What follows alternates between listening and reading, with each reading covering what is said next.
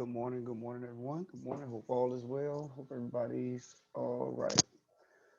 Sorry for running a few minutes behind. Ended up having to reset my computer. Um, I know yesterday I had a little trouble with my mic. Am I low? Is everybody hearing me okay? Anybody? Yeah, you're good. I can hear you. Okay, thanks. Appreciate it. Appreciate it. All right, Mr. Hudson, I think I owed you an email response. Stay after class so I can check with you on that. Okay. Yeah. All right. Let me look at one thing before we get started. Nope, nope, nope, nope, nope.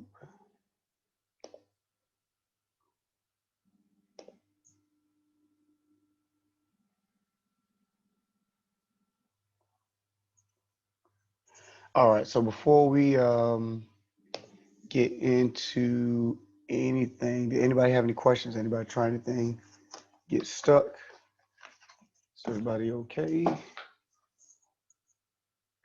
Everybody good? Everybody good? Okay.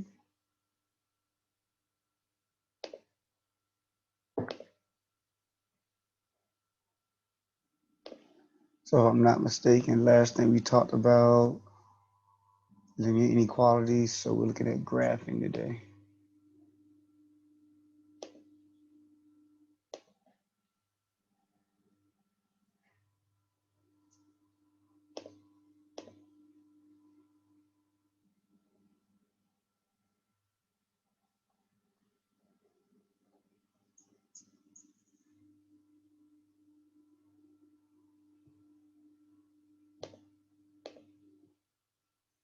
All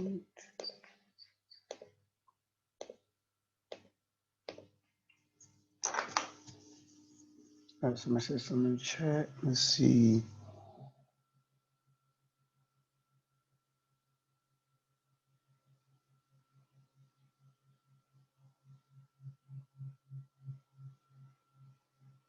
Okay, that's not a problem. Thanks for letting me know. All right, so this section is 10.1 for us.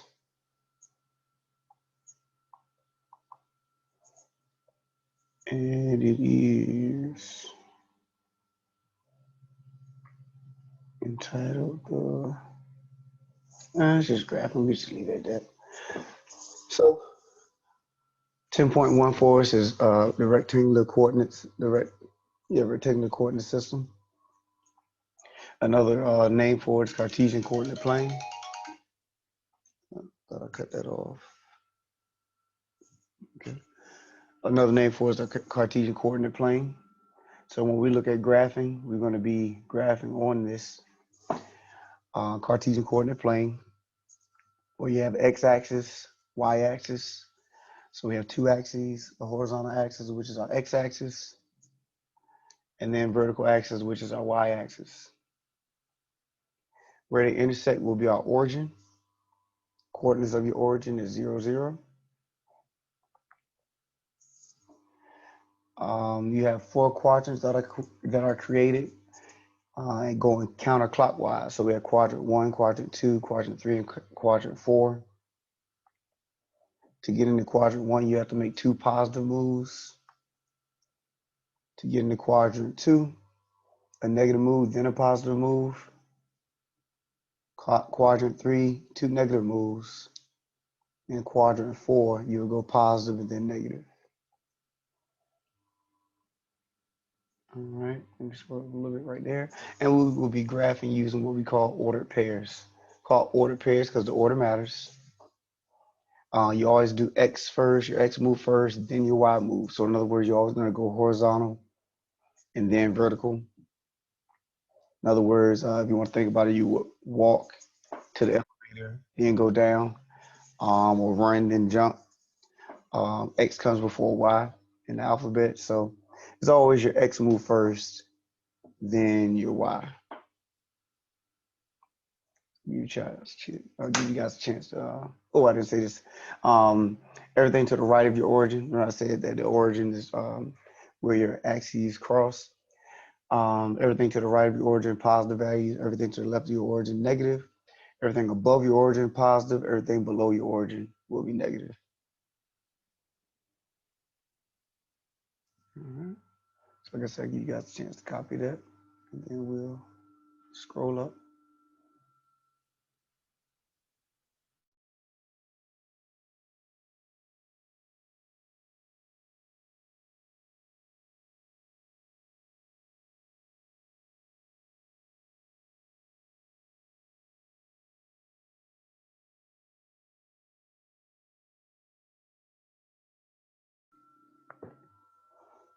All right. Anybody still copying?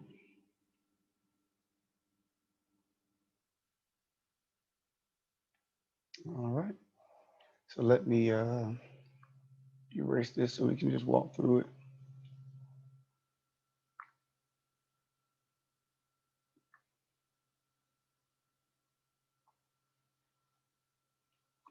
I have to erase those two.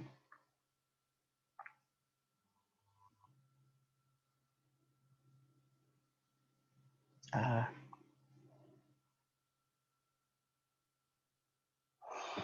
all right. So we have these points just to make sure we're okay with graphing according to what I just mentioned. So the first one is 2, 5. So you start at your origin. Remember, you do your X move first, then your Y move. So you go to the right 2 because it's a positive 2, and then up 5. So 2, 5 will be right here, and that will put us in the first quadrant. All right. Like I said, you always start at your origin. And since it's positive 2, you go to the right 2, and then it's a positive 5, so we go up 5. Next one, we have -1, -3. Start at your origin, go to the left 1 because it's -1, and then down 3.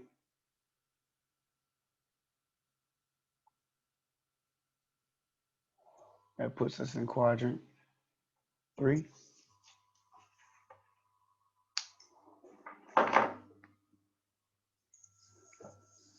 All right.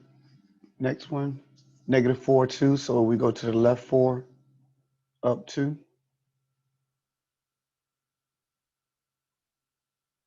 That puts us in quadrant 2. Then for 1, 5, that we will go to the right 1, down 5.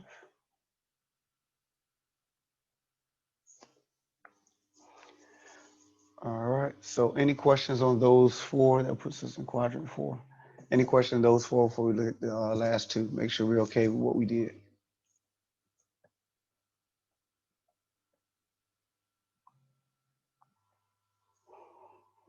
All right. So the next one, we go to looking at 3, 0, go to the right 3.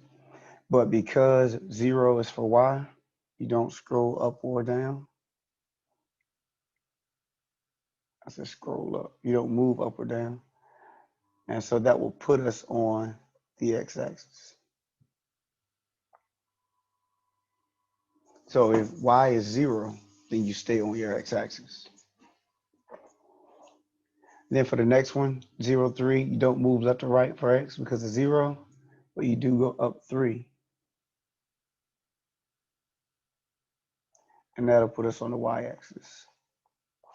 So if x is 0, then your point would be on the y-axis.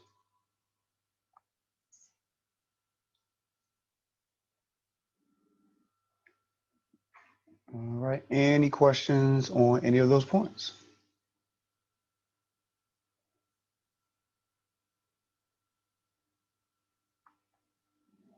Can we scroll up? Very good.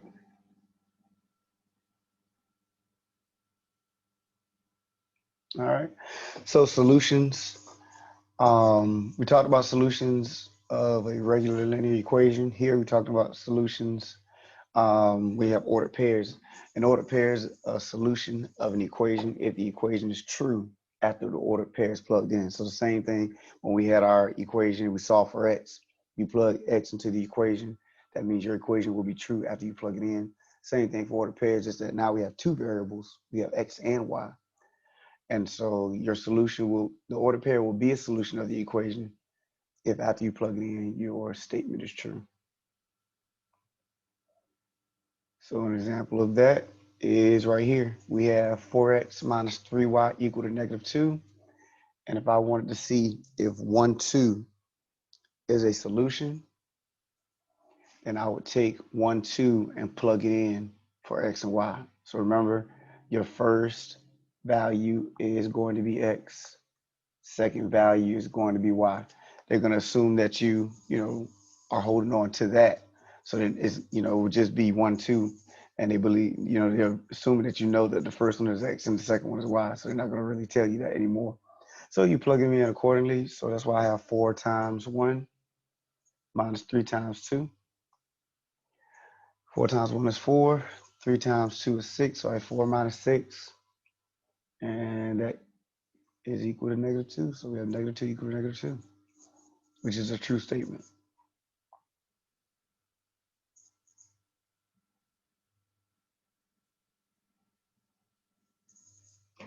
Now, what this means is that this ordered pair is one of the ordered pairs that's going to be on the line that is created by this graph. Like this equation creates a graph that we're going to, dive into in a second. So once this line is created, which is what I have right here, let's just say it's just a, just straight line diagonal. There are infinitely many points that are on this line. So that means there are infinitely many ordered pairs that will be a solution to this equation. So there are all types of, like I said, a whole bunch of combinations that will make this equation work. And so that's what we're going to look at in a few seconds. When we graph this line, all the ordered pairs on the line will actually be solutions to this equation.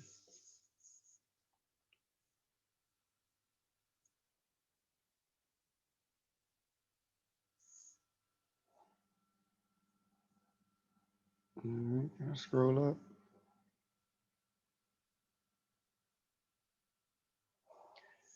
All right, so just make sure we're okay with this exercise. What, in my math lab, they may give you an equation, they give you two ordered pairs, and then tell you to check to see if they are solutions or not. And so you would just do the same thing we just did. You would take each one of them and plug them into the equation as x and y respectively. So our equation here, y equal to 3x minus 5. So the first one I have 2, 3 as an ordered pair. So that's what we're looking at right here. That means 3 is y, 2 is x. I plug in 3 for y, 2 for x. 3 times 2 is 6. So I have 6 minus 5 on the right. That simplifies to 1. So 3 equal to 1 is not a true statement. So that means that is not a solution.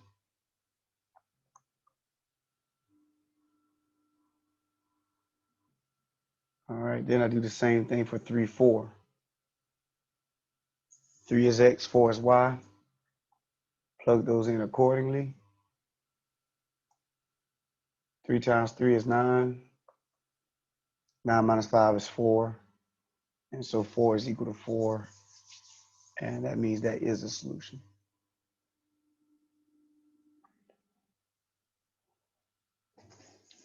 All right. Any questions on either one of those?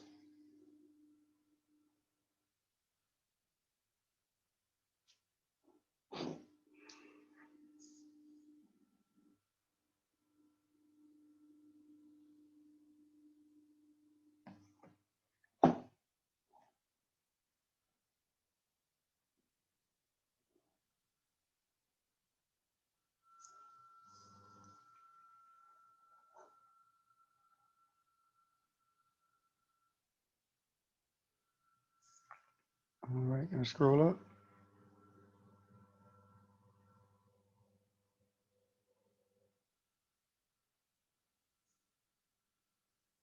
All right. So graphing linear equations is the next thing. Hold on a second. Let me make sure what sections go to which for you guys. Give me 1 second. These are our 3 methods right here. of graphing linear equations. You can create an XY chart. You can use your intercepts, or you can use your slopes. So those are the three methods we're going to cover. 10-2, 10-3, 10-4. Okay. So it looks like the way this is broken up, 10-2 would be the first method, 10-3 the second method, and then 10-4 the third method.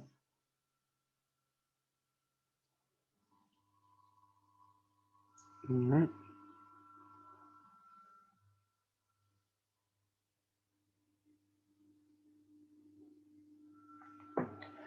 All right, so let's look at the first method,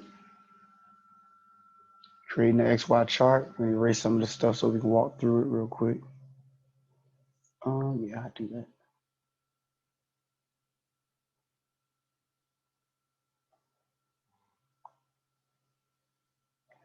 All right, so they give us the equation y equal to 2x plus 1. And you want to create a chart so you'll be able to graph the order pairs. So you notice what I have right here. I chose -1, 0, and 1. Now in math lab, you only can graph 2 points. I always do 3, just cause out of a habit. That's how we always did it because we didn't use computers to graph. We always just use our hands. So, graphing 3 points is like a system of checks and balances. So kind of, because if you mess up on 1 point, at least if you had a third point, that kind of lets you know, hey, you don't have a straight line. So. But in math lab, you only can graph 2 points. So just throwing that out there, you won't be able to graph 3. Now, but once again, you choose these 3 points, and I'll show you why it doesn't matter in a second. But just remember, whatever you choose. Oh, somebody unmute? Guess not. All right. So just remember, whatever you choose, you are going to have to graph.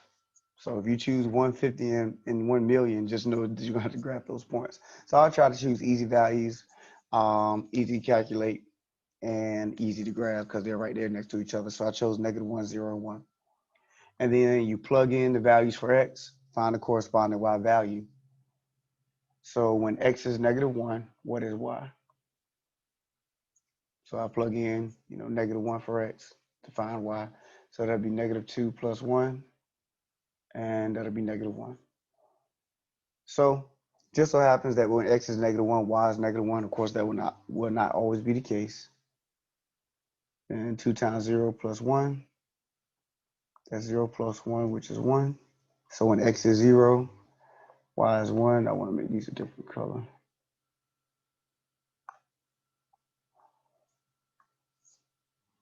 And then the last one, 2 times 1 plus 1, that's 2 plus 1, which is 3. So before we graph, questions on what I did.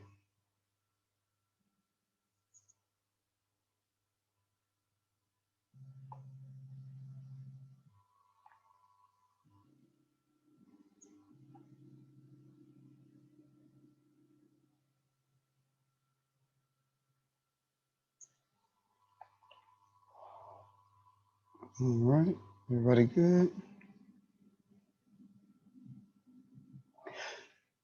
All right, so then what you would do is graph these 3 ordered pairs, and that would be your line.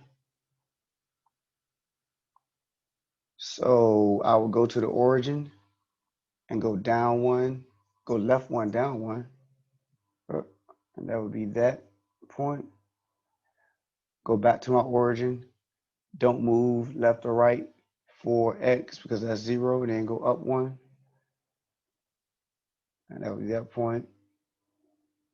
And then for the last point, go to the right 1, up 3.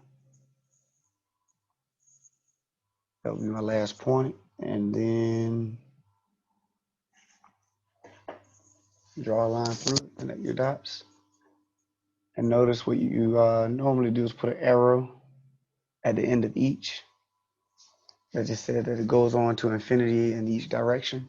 And that's why it doesn't matter what values you choose. If you were to choose, let's say, -20, -20 would be not -20, but +20. Positive 20 would be way over here is x, but then it will give you a value that's way up here that will still connect to this line. Then the same thing as if you had a negative value that was way over there to the left, it will give you a value that's way down here that still will connect to this line. So you always, if you do everything correctly, you'll still get a point that connects you to your line. Just that once again, whatever you choose, you have to graph it. So that's what you have to be careful with.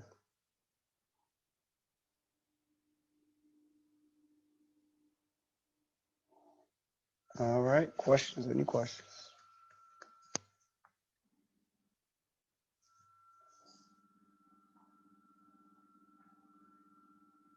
All right, let's look at another one.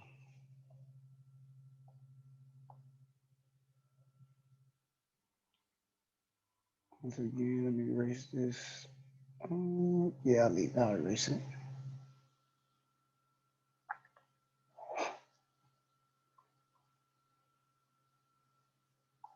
Some of the stuff I'll put back, but just want to have a clean problem. So we have y equal to negative 3/5 x plus 2.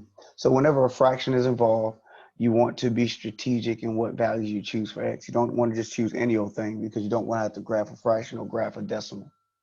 So what's going to dictate or determine what we choose for our x values is our denominator. So we're going to look at multiples of our denominator. In this case, it's 5. So that's why I chose -5, 0, and 5. So I chose multiples of my denominator.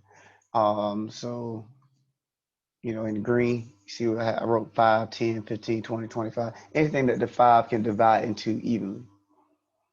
And so that's why I said right here, numbers the denominator can divide into evenly would be values that you choose. So if it was a 7, you would choose 7, 14, 28, 35 and so on. If it was 11, 11, 22, 44, 33, 55, something your denominator can divide into evenly. All right, any problems with that before we go to plug in?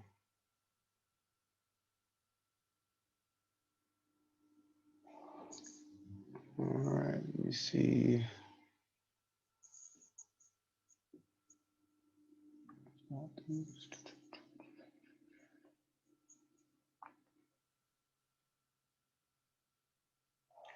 All right, so if we go to plug that in, we have -3/5 times -5 plus 2. So you can handle it a couple of different ways. If you just want to multiply across, you would just recognize that -5 is -5/1. Let me see what here. And if you were to multiply across, that would give you positive 15/5. We're just talking about this piece right here. -3 times -5 is positive 15. 5 times 1 is 5. So that's how we get 15/5. 15 divided by 5 is 3. And 3 plus 2 is 5. So that gives us 5 whenever x is equal to -5. All right. Is everybody okay with that?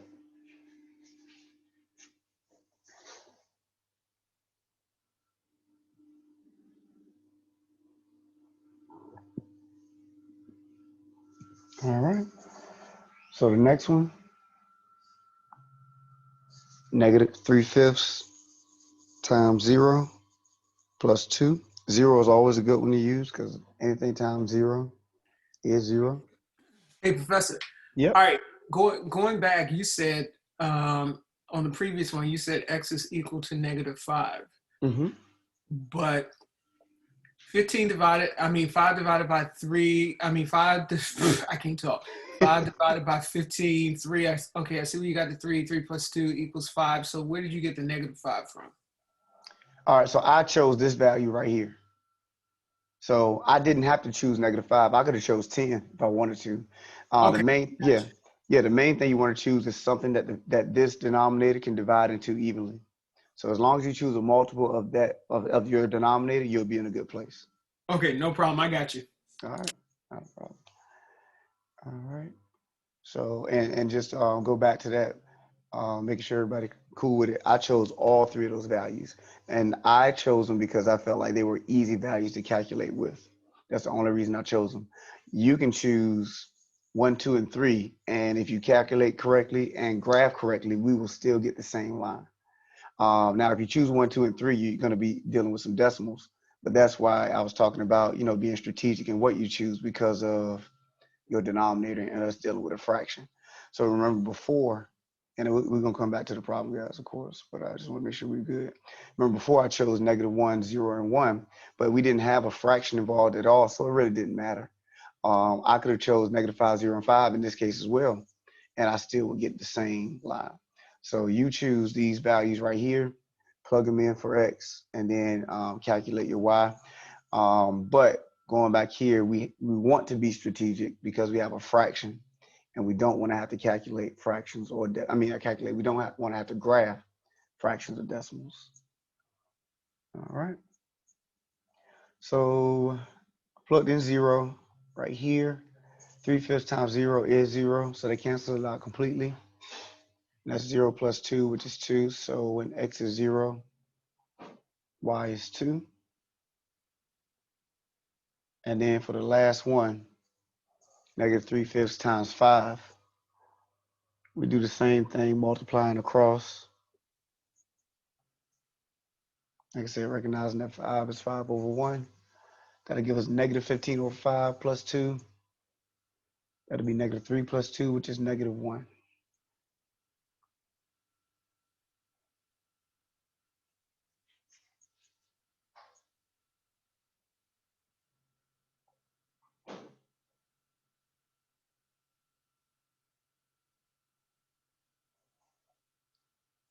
All right. Any questions before we graph it? We'll already have the graph up, really.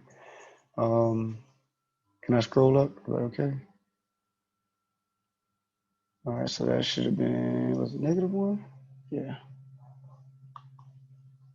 So on our chart, that's -1. So you graph these 3 points accordingly. Go to the left 5, up 5 is this point right here.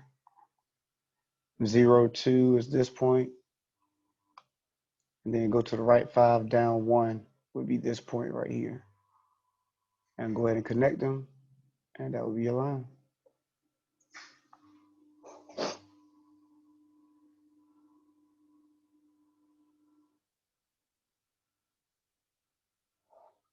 Any questions?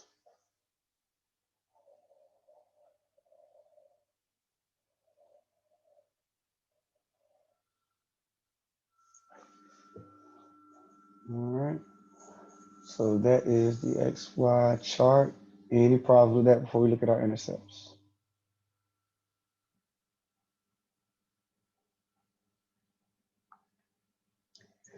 All right, so your intercept method, you are using your intercepts in order to graph. Here we have a generic line right here. And we talked about when we first did those 6 points, what would it be for our line, a point to be on a line, or what would have to occur in order for one of our points to be on the line or on the x-axis or y-axis. That's more better, I say on the line, but on the x-axis or y-axis. Your x-intercept is where the graph intercepts or crosses the x-axis. So if you're talking about a point being on the x-axis, what has to happen for all x-intercepts is that y is always going to be 0. Then for your y-intercept, that's where the graph crosses or intercepts the y-axis. And so in order for that to occur, x is always 0. So those are going to be two things that have to be the case when we go about using our intercept method. For our x-intercept, y is always going to be 0. For our y-intercept, x is always going to be 0.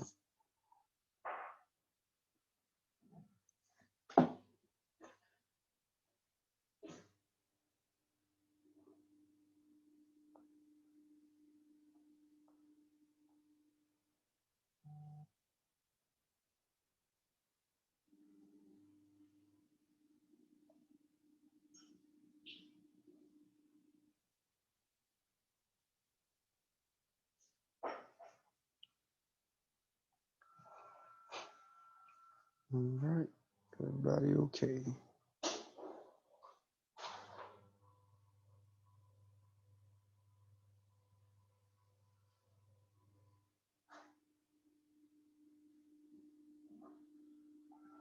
All right, can I scroll up?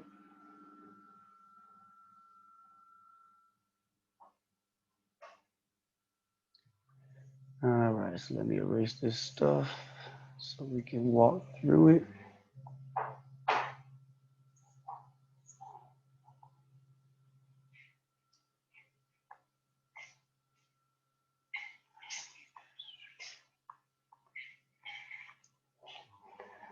All right, so let's graph by using our intercepts. So we have the equation 2x plus 3y equal to 12. It does not matter which intercept you decide to find first. I always find my x-intercept first. Like I said, it doesn't matter which one. But if I'm going to find my x-intercept first, then that means I have to start off with y being equal to 0. If you want to find your x-intercept, y is equal to 0 in order for you to do that. That's a characteristic of all x-intercepts.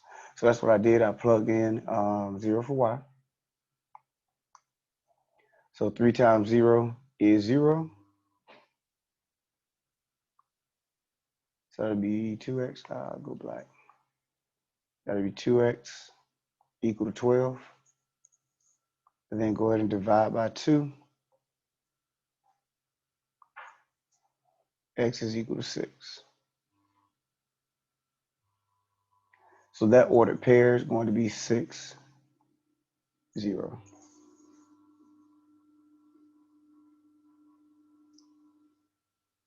All right. Any problems with that before we look at the next part of it? Not next problem, but next part.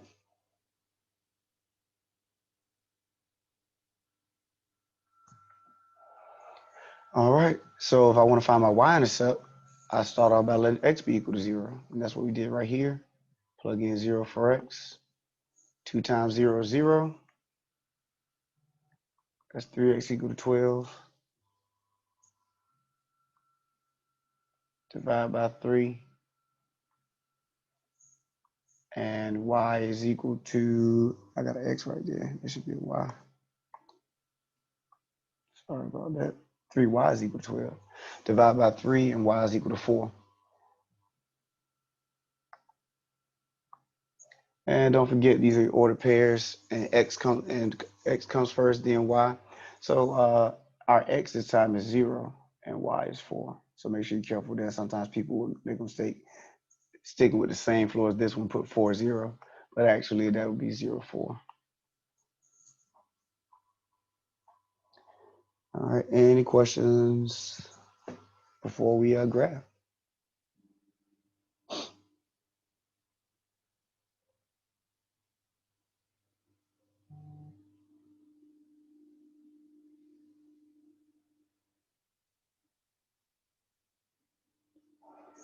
All right, so you graph those 2 points.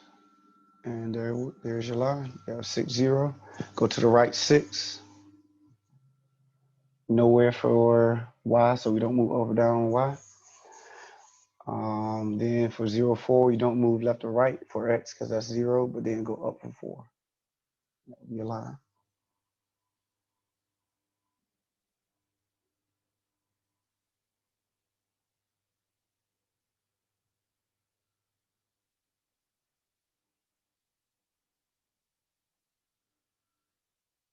Any questions?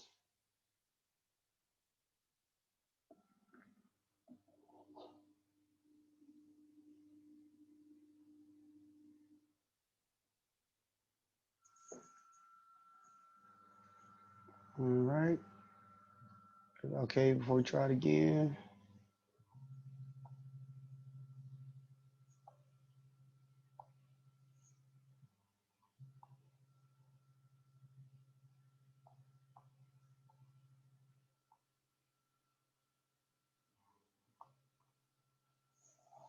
All right, so let's walk through it again. We have 5y minus 4, 5x minus 4y equal to 20. So our x-intercept is what we want to look for first. Once again, doesn't matter which one you find first, x-intercept or y-intercept. But the way I have it set up, I'm looking at my x-intercept first. So I'm going to let y be equal to 0. That's what happens right here. Plug in 0 for y. 4 times 0 is 0. That'll cancel out and leave me with just 5x equal to 20.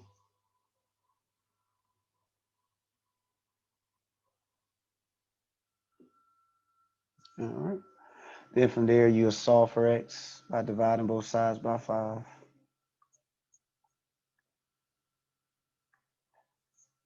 And that will be x equal to 4. So my ordered pair here will be 4, 0.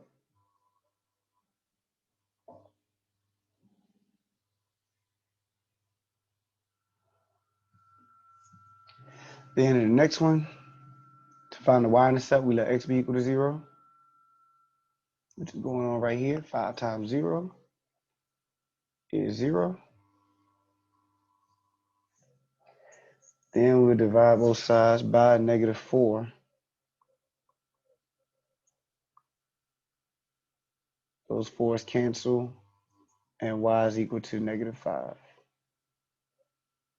So the ordered pair here is 0, negative 5.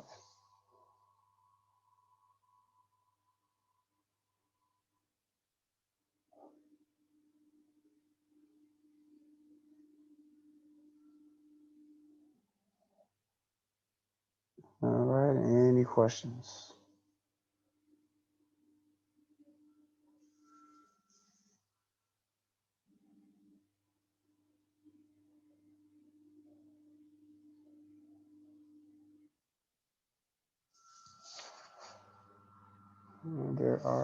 There is our graph.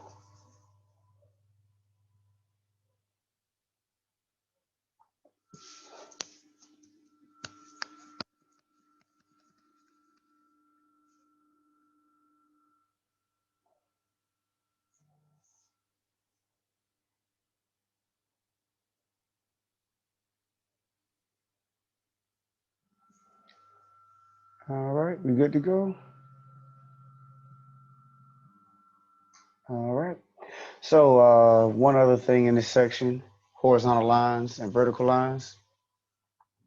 So if you have just your single variable, notice, let me go back here. Notice when we look at this equation, we have x and y involved as a part of our equation. Go down here, you only have y. If you only have one variable, either the line is going to be horizontal or it's going to be vertical.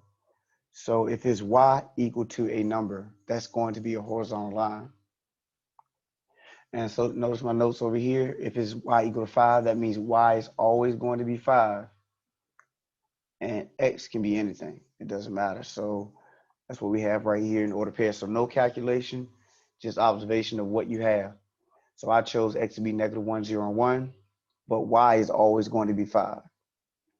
And keeping that thought process in mind, that will give you a horizontal line at 5 when you go to graph those 3 points. So once again, no calculation, just recognizing what you have and what it means when it says y is equal to a number. Y is always going to be that number. X can be anything. When you go to graph those points, it will create a horizontal line at 5. So we did left 1 up 5, 0 up 5, and then to the right 1 up 5. Those 3 points right there gives you this horizontal line.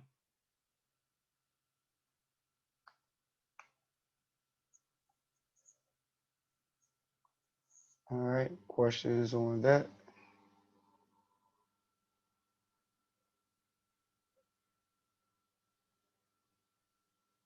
So the same thing happens when x is equal to a number. We have vertical lines. In this case, we have x equal to negative 2. So this means y can be anything, but x is always going to be 2. So I chose y to be just 1, 2, 3. But x, notice all the way down the line, it's just negative 2. And that will give us a vertical line. So go to the left 2, up 1, left 2, up 2, left 2, up 3. Those 3 points right there gives us this vertical line. Once again, no calculation, Just observation, or in other words, recognizing what you have when you just have a single variable equal to a number.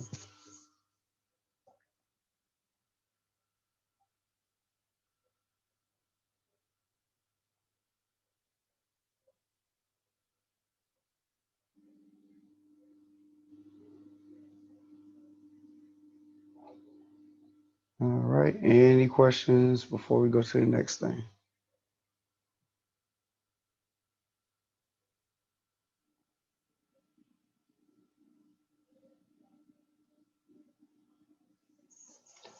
All right, we go to slopes. Good. All right. Last thing for today would be slopes. This was 10-4 for you guys, not 11-3. It's from another class. Talking about 10-4. So slopes are going to be represented by the letter M. The formula is right here, y2 minus y1 over x2 minus x1. It also can be used as y1 minus y2 over x1 minus x2. You just have to be consistent in what you're plugging in. If you have y2 first on top, make sure you have x2 first on bottom. Or if you have y1 first up top, then make sure x1 is first on bottom. And either way, you'll get the same answer. And I'll show you how that works in a second. And then here we have rise over run, which is what we're going to use when we actually graph. All right, so x1, y1, x2, y2 are any 2 points on the line. And your slope just represents the incline or the steepness of your line. It's like the slope of a mountain or the slope of a ramp, slope of a roof. This puts a numerical value on your incline or steepness of your line. All right, so I'll give you a chance to write it down.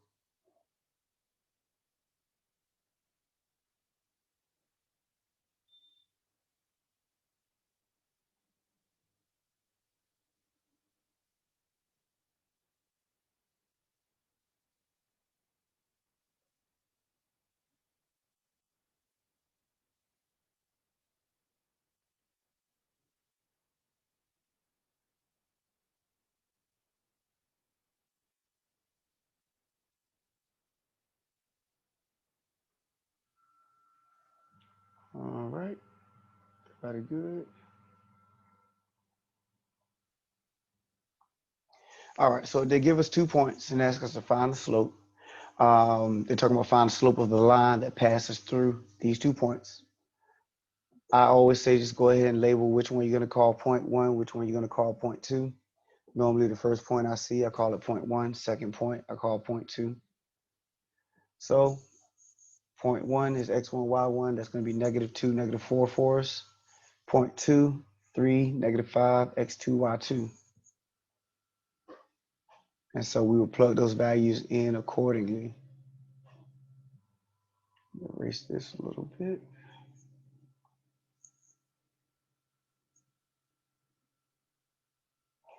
All right, so y2 is going to be -5, y1 will be -4, x2 is going to be 3, and x1 is -2. So right here is where I did that substitution.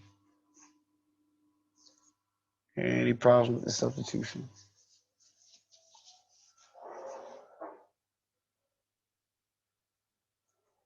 All right, so whenever you have a negative to a negative, that's going to be positive.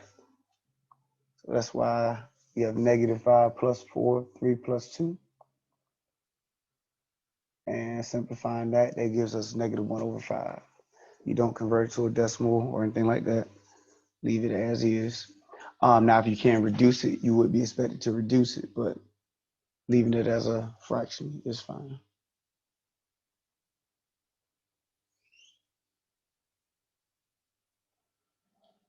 All right, questions before we look at the next one? Oh, not look at the next one. We're actually going to do this the other way. So I can show you that as long as you stay consistent and you're plugging in, you'll still get the same answer. So we're going to stick with this one. We'll plug them in reverse. In other words, do y1 minus y2 over x1 minus x2. Okay, hold up for a minute. Hmm?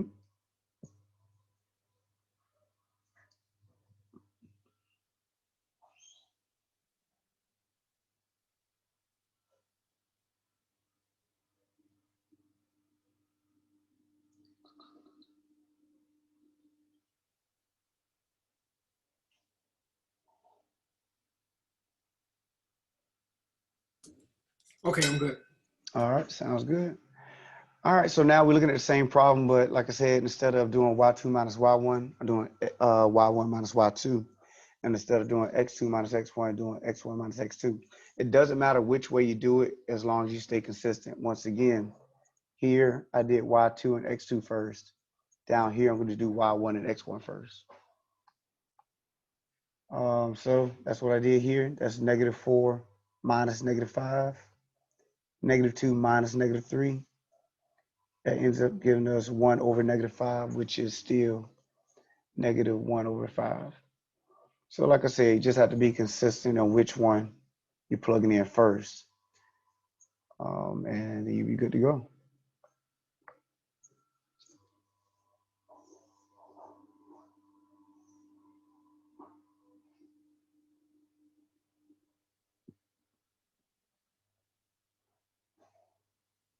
All right, any questions before we go to the next one?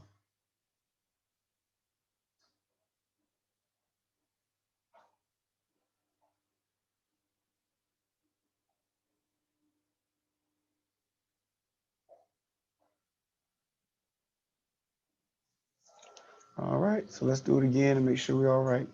So this time we have 5, -6, and 8, 3. Once again, it's the best practice to go ahead and label your ordered pairs to make sure you're staying organized. So I called my first point 5, -6, second point 8, 3.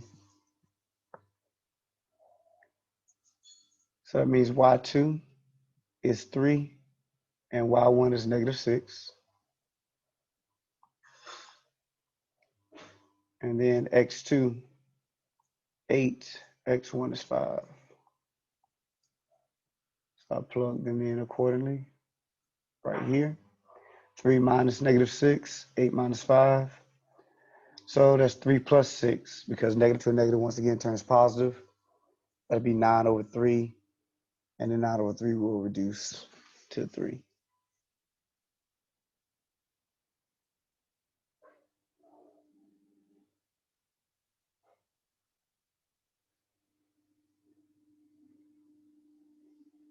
Any problems? Any problems?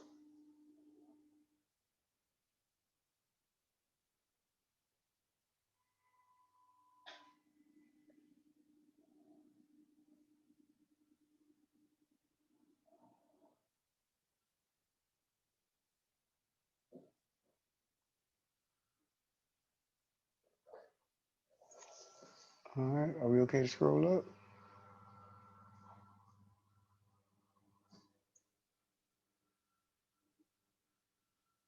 All right. So basic behaviors of your slopes. If your line, and that's what happened in purple, just emphasizing that it goes up as you go from left to right. From left to right, if it goes up, your slope is positive. From left to right, if your line goes down, your slope is negative. If you have a horizontal line, excuse me, if you have a horizontal line, your slope is 0. If you have a vertical line, your slope is undefined.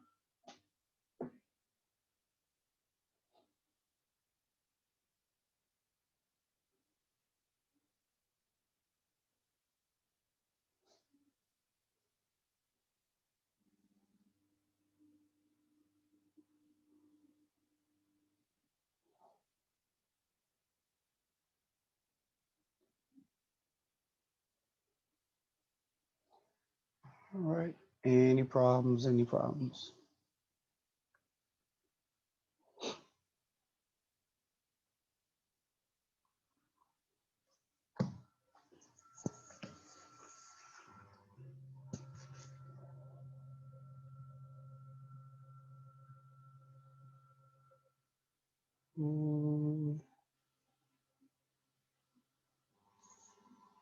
Let me, before you copy parallel lines, let me make sure this book goes into parallel lines with you guys. I want y'all have to worry about something that you don't, that's not holding you accountable for.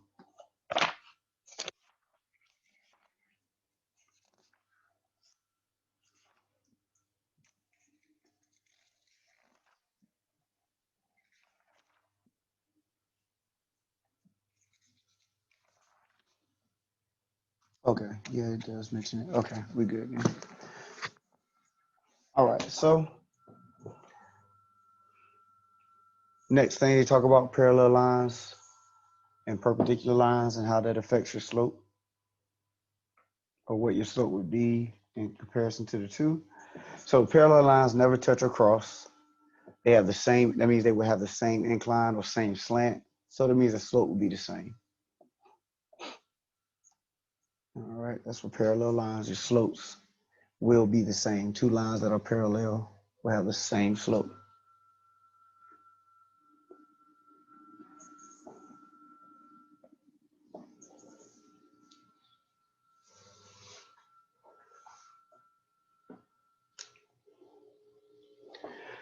All right, so perpendicular lines create a 90-degree angle at intersection. Now their slopes are negative reciprocals of each other. So let's make sure we're okay with what that means. Everybody done with parallel lines? All right. So if you're just talking about reciprocals, that's just flipping your fraction. So if I wanted a reciprocal 4/5, that would be 5/4. The reciprocal of negative 10 over 7 is negative 7 over 10. And the reciprocal of 8 is 1 over 8. Now, if we're talking about negative reciprocals, which is what we need a negative reciprocal. Mathematics or mathematically, negative means opposite. It don't always mean the negative sign, it just means the opposite sign. So that's what we're looking at right here. So if my slope is 4/5, I'm going to flip the fraction and use the opposite sign. So the negative reciprocal will be negative 5/4. If my slope is negative 10 over 7, once again, I'm flipping the fraction and I'm using the opposite sign. So that means my slope would be positive 7 over 10. All right, so once again, you're flipping the fraction and using the opposite sign.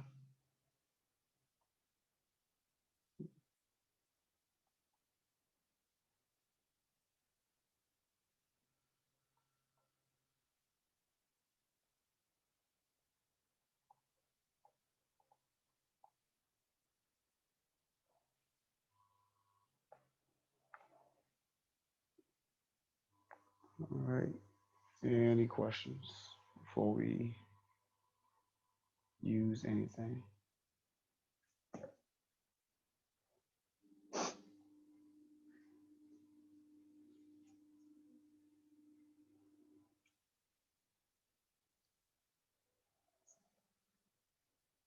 All right, scroll up.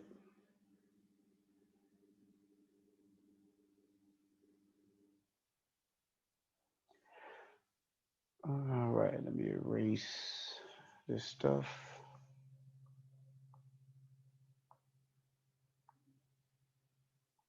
So the direction just said give the slope of the line that's parallel and then give the slope of the line that's perpendicular.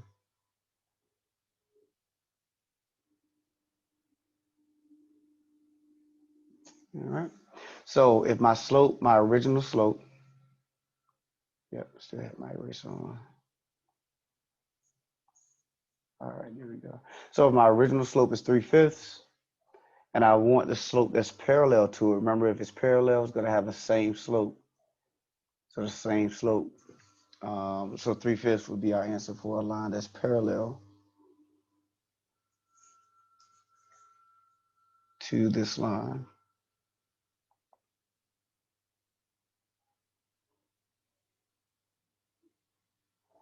All right. Then the next one, it would have to be, if it's perpendicular, that means we have to use the opposite sign and flip the fraction. So that would be negative 5/3.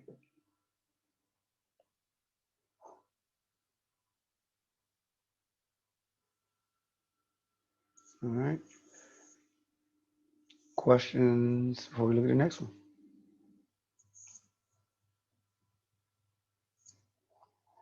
All right. So next one right here. If my original slope or original line has the slope of negative 11 over 9, a line that's parallel to that, once again, will be negative 11 over 9.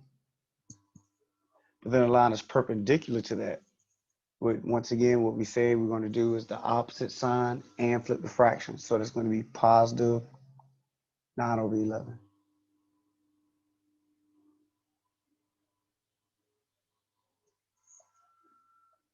Any problems with that? And that's the last one. And then one more. If I had 1/7 as my original slope or original line, original slope of my line, the slope of my original line. Yeah, anyway. Parallel line to that will have 1/7 as a slope, and then perpendicular line, you flip the fraction, opposite sign, so that'll be -7.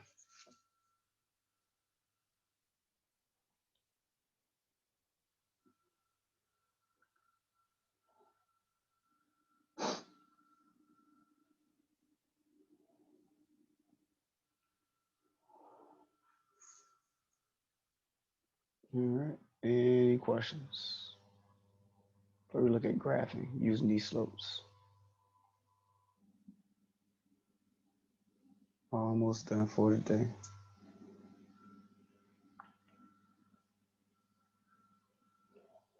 All right, so graphing using slopes. Remember I mentioned when we first introduced slopes that the last part of the relationship, which is rise over run, is what we would use to graph our lines, or what we use for graphing. So that rise represents up or down, and the run represents right or left.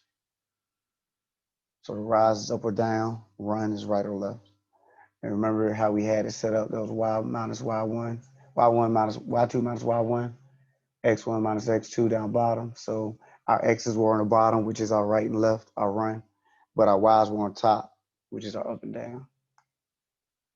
All right. So then what would dictate whether you go up, down, left, or right here, we have positive moves and negative moves.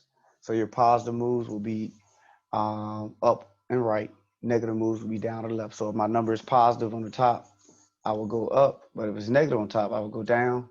Same thing with on bottom. If it was positive, I will go right. But if it's negative, I will go left.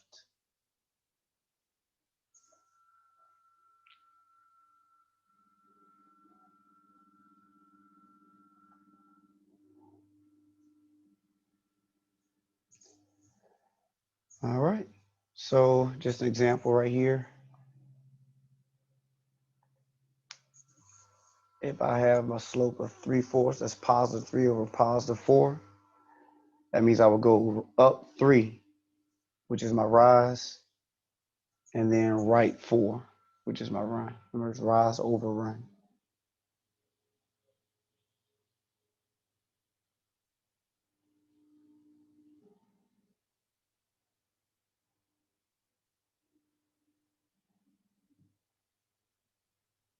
All right. Now, if I had -5/7, now that negative cannot go to the top and bottom. It only goes to one or the other. I normally say just give it to the top and then go from there. So that would be -5/7. But if you decide to give the negative to the bottom, you still get the same result. That would be +5/-7. So looking at the first one, -5/+7, that means I would be going down 5, right 7. But if it's a +5/-7, I will be going up 5, left 7. So like I said, it doesn't matter which one you do. If we let this middle point be our origination point or where we're starting from, if I go down 5 and right 7, that'll put me here. But if I go up 5, left 7, that'll put me here. Either way, I still get the same line. So that's why I said it doesn't matter as long as you do everything correctly and only give that negative to the top or bottom. Either way, you'll still produce the same line. Remember, our goal is to graph the line. So it doesn't matter what points you use as long as you get the correct line.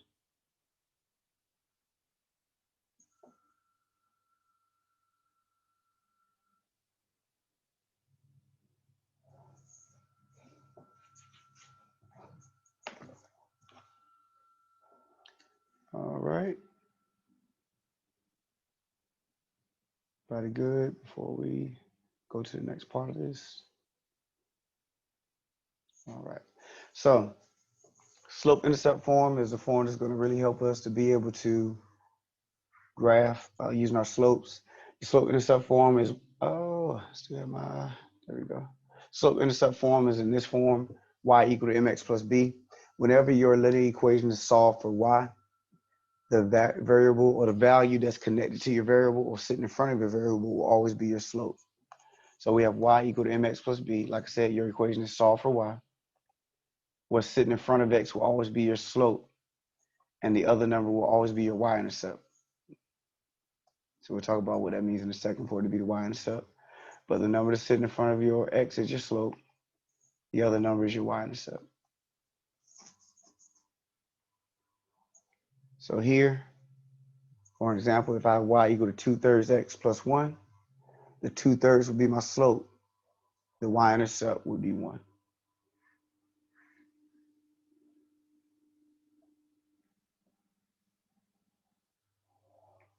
And then down here, the same thing. If I have y equal to negative 18/13 x minus 5, your slope is going to be negative 8/13. Y-intercept will be negative 5.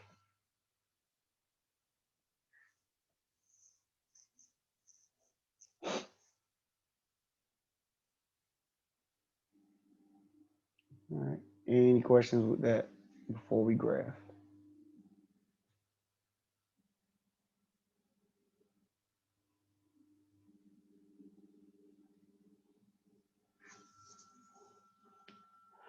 All right. So when we talk about graphing, here are our steps. First thing we're going to do is plot the y-intercept. So notice I emphasize we're going to plot the y-intercept first. You always plot the y-intercept first. And then we're going to generate another point from the y-intercept with the slope. The slope information of going up, rise over run. Be careful here with step 2, because that's where a lot of people make a mistake. They go and generate a point from the origin. Remember, your slope is not a point. Your slope is instructions. It's a set of instructions telling you to go up, down, left, or right. And so you need that y-intercept. Then from the y-intercept, you generate another point with your slope.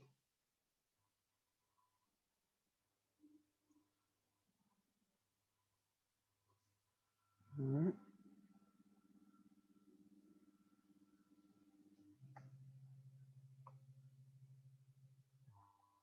All right, so let's look at y equal to negative 2, y equal to 2/3 x minus 1. So the first thing we do is recognize that 2/3 is my slope.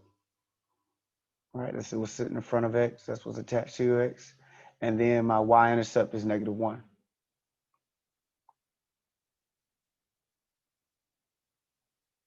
So this is the information that we have. Slope is equal to 2/3. Y-intercept is equal to negative 1. Now both of my numbers are positive for my slope. So that means I should be making positive moves. So I would go up 2, right 3.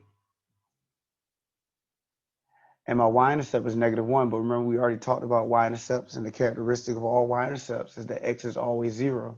So that's why we have 0, negative 1 as an ordered pair.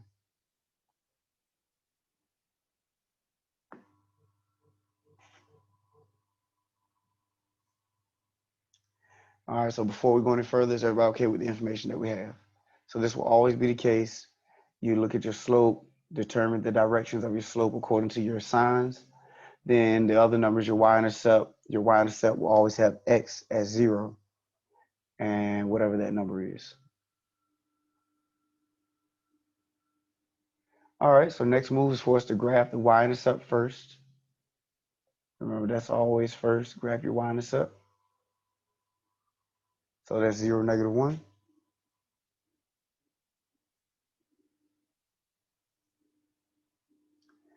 All right. So now from that y-intercept, you go up 2, then right 3. That'll put us right here. And that'll be your line. And I missed it strong. Let's see if I can get it better than that. And you will always be able to continue to generate points using your slope information. You can keep going up to right 3. It'll put you right here, up to right 3, up to right 3, and it'll always continue to generate points that will be on that line. Because that's the slope of your line. That's the incline of that line.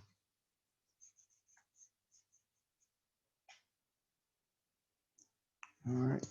Any questions before we do at least one more? Make sure we're all right.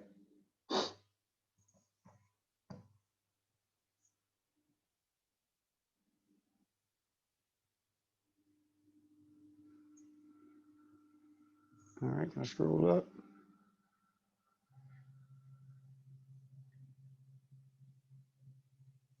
All right, so we have y equal to negative 1/4 x plus 3.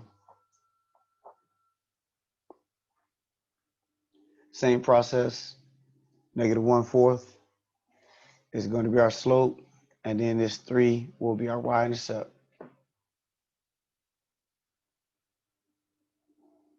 That's negative 1 over positive 4, so that means I go down 1, right 4.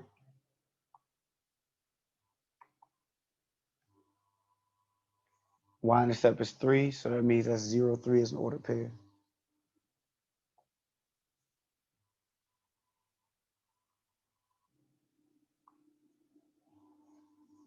Once again, graph your y-intercept first.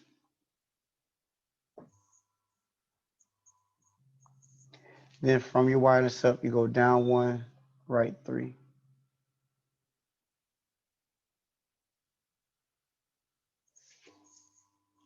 And that'll be your line.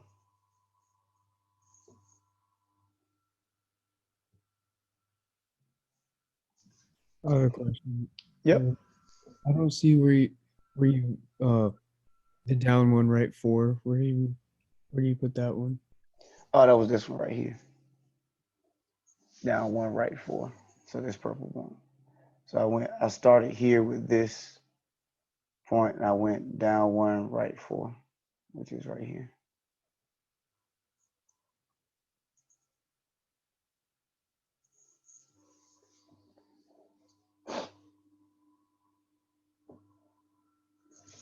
All right. Anything else? Anybody else?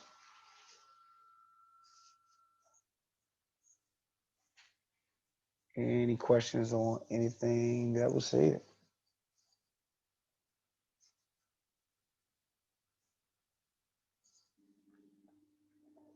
So, make sure you guys are getting into Math Lab and taking a shot at this work, see if you have any questions.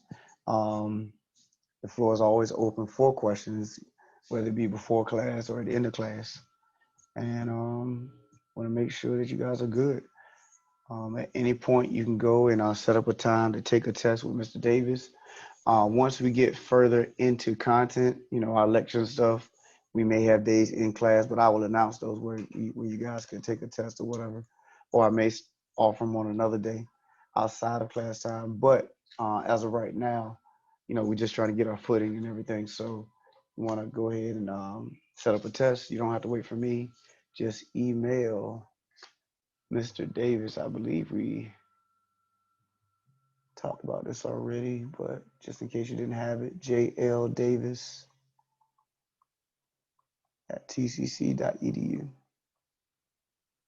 So it's Mr. Davis.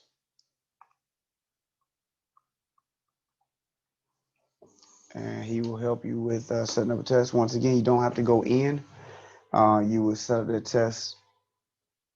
They have these test slides. I forgot the whole process, but it's a test slides. He'll give you the instructions and everything, and password when you log on. He'll give that to you as well. And that'll be that. So any questions before we close out today? Yes, sir. I do have a question. Mm-hmm. What specific type of calculator is acceptable for class and for tests? Because I have a TI-84. Yes, I don't believe now with me, I'm a little more lax sometimes because I know I can't see y'all anyway. So I try not to even stress myself about it.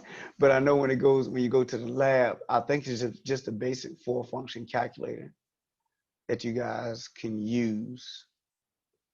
Yeah, for the most part. And I'll confirm that and shoot an email to you guys. And but yeah, basically it's the basic four function calculator. I don't even Thank know how. Yeah, yeah, not a problem. I don't even know how they check for that. Um, so yeah, because you can easily hold up a calculator, but then have another calculator down here. You know what I mean? So I don't even know how to check for that. But I know when you're going into the testing center, it's the basic four function calculator. So I'll check with Mr. Davis on. I'll try to shoot him a text, and as soon as he answers me, I'll shoot you guys an email on that. Good question. Good question. All right. Anything else? Anybody else before we close? Everybody good? All right, so that's it for today. Don't forget, if you have questions, you can either email me or hold it for next class, and we'll knock those questions out. But make sure you bring the question that you actually have versus saying, I got a question on something general. You know, bring something specific so we can attack your issue that you actually had when you were actually going through that problem, and make sure you're good to go. Other than that, I'll see you guys on, hold on, today's Wednesday, so I'll see you guys next week. Have a great weekend. Be safe. And yep, talk to you next week. Have a Thank good you. Thank you. Thank you. Y'all have a good one. Davis or Mr. Chucky, you want me to stay? Have a nice one, y'all. Yes, sir. Hold on a second. Have a good one. All right, let's see.